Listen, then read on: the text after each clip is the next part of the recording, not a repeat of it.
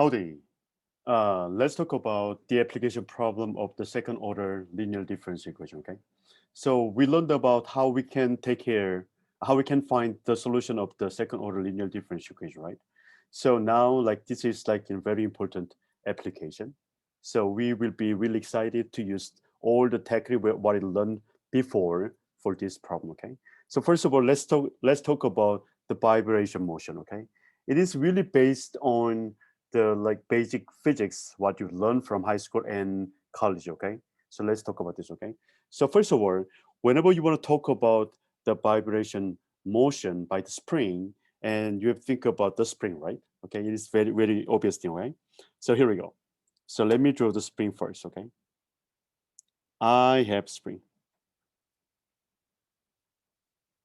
So okay. So like there is nothing on it. Then let's say the length of spring is L. Okay. And now what I'm gonna do is, if we have just spring with length L and there's no motion and there is no dynamics, which means there's no way to make the model, differential model, right? So what we're gonna do is we're gonna hang the mass, some material on the spring. Then as you can expect, like the spring will be stretched out, okay? So we're gonna talk about that part, okay? So when I put some material here, here we stretch like this way and something here. Okay, okay, then stretch its length. Let's say it is okay. It should be better to put the until the center of mass as L. Okay, and whenever you have this situation, and you can easily think about like two important force, right? The first force is gravity, right?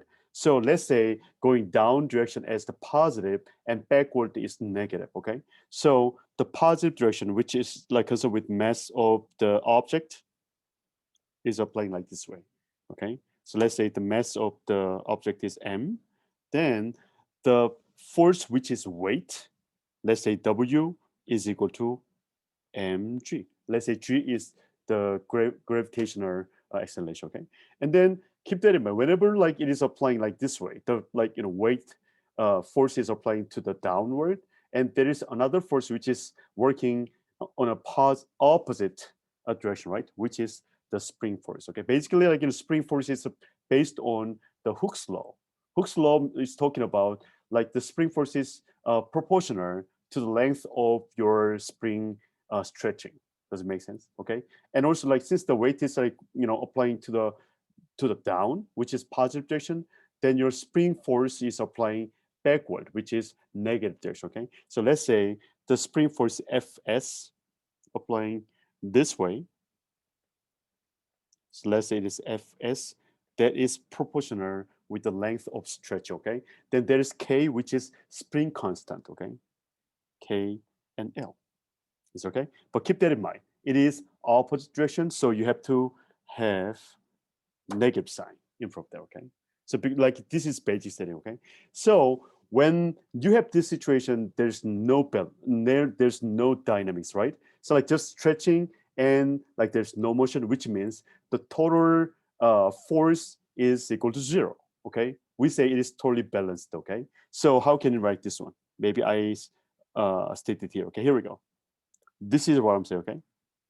The total force, which is weight and spring force, and when you add up, and it must be equal to zero. So we're gonna say this is the like equilibrium situation, okay?